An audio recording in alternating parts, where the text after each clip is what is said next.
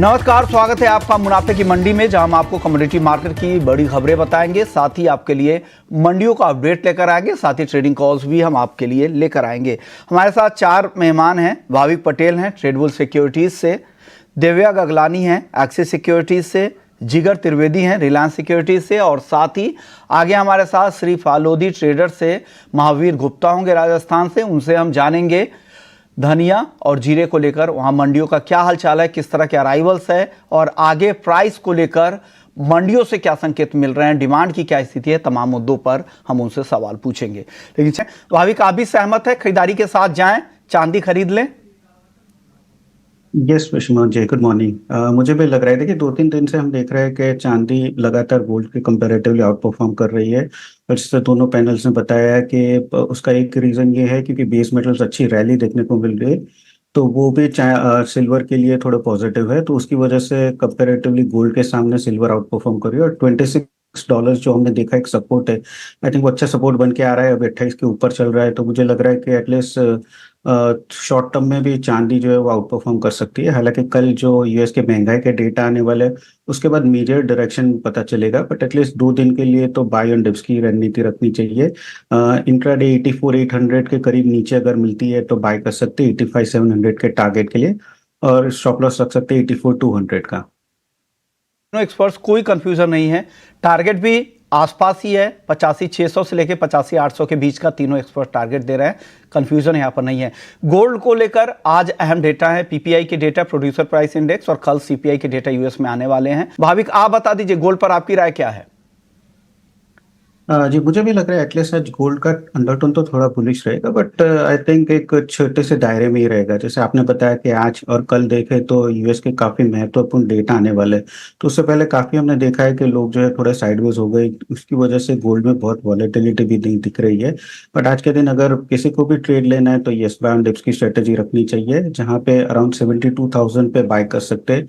मेरा टारगेट भी छोटा रहेगा 72,250 का, और स्टॉप लॉस रख सकते हैं 71,900 का। तो गोल्ड में आज छोटे से टारगेट और स्टॉप लॉस से बाय कर सकते हैं। दो तीनों एक्सपर्ट सिमिलर रहा है, हालांकि आपका छोटा ही टारगेट उन दोनों एक्सपर्ट से ज्यादा है। आपने 72,250 का दिया है, वहां 72,100 72,200 के ही टारगेट आ रहे थे, लेकिन तीनों एक्सपर्ट खरीदने की सलाह दे रहे हैं। तो सिमिलर व्यू है, अलग अलग एक्सपर्ट्स है, तो कोई भी कंफ्यूजन नहीं है। अगर सेम लाइन पे है तो लोगों का कन्विक्शन भी मजबूत होता है, लोगों को लगता है, भरोसा बढ़ता है। भाविक, आप बताएं क्रूड में। देखिए ये मंथ अगर देखें तो 6500 का उसने सपोर्ट लिया है क्रूड में। डेटा हालांकि थोड़ा मिक्स है क्योंकि ओपेक प्लस का जो मंथली रिपोर्ट है वो आने वाला है, बट यूएस के शेल की बात करें तो वो 6 मंथ हाई पे है। बट आगे जाके अगर देखें तो मेमोरियल हॉलीडे वीकेंड भी आने वाला है, तो एक्सपेक्टेशन है कि उसकी वजह से ड्राइविंग सीजन और डिमांड जो है यूएस की तरफ से वो बढ़ सकती है। तो आई थिंक नेट नेट अगर मैं देखूँ तो मुझे लग रहा है कि डाउनसाइड जब तक 65 के नीचे नहीं जाता है तब तक लिमिटेड है, अपसाइड हम 6800 तक भी दिख सकते हैं। बट अगर इंट्राडे के बात करें तो आई थिंक थोड़ा भी डिप मिलता है 65-85 के करीब, तो बाय कर सकते हैं 6650 के टारगेट के लिए, और इंट्राडे स्टॉप लॉस रख सकते हैं 6530 का। ओके, तो आपको भी लग रहा है कि यहाँ पे खरीदारी की सलाह 6530 के स्टॉप लॉस के साथ, टारगेट 6650 का आपने दिया है। आप भाविक, आपको क्या पसंद है मेटल्स में? जी, मेरे भी सिमिलर ही कॉल रहेगा। आई थिंक कॉपर ही सबसे पसंद है ज़्यादा। देखिए कॉपर में अगर देखें तो जो चाइना की तरफ से अल्ट्रा लॉन्ग बॉन्ड्स 1 ट्रिलियन के जो इश्यू करने वाले हैं प्रॉपर्टी सेक्टर को रिवाइव करने, वो पॉजिटिव है। और दूसरा अगर देखें तो चाइना में अभी मई और जून में जो उनकी रिफाइनरीज है, कॉपर की स्मेल्टर्स है, वो एनुअल मेंटेनेंस के लिए शट डाउन हो गई। तो 7 से 8 रिफाइनरीज जो शट डाउन हो गई, तो उसकी वजह से डोमेस्टिक जो उनके सप्लाई है वो भी कम हो गई। तो आई थिंक ये कॉपर के लिए पॉजिटिव है। आज के दिन अगर कॉपर 882 के करीब मिलता है तो बाय कर सकते हैं 890 के टारगेट के लिए, इंट्राडे स्टॉप लॉस रख सकते हैं 878 का। बिल्कुल, आज हर कॉल बिल्कुल सिमिलर लाइन पर आप लोगों की जा रही है। भाविक, आप क्या सलाह दे रहे हैं नेचुरल गैस में?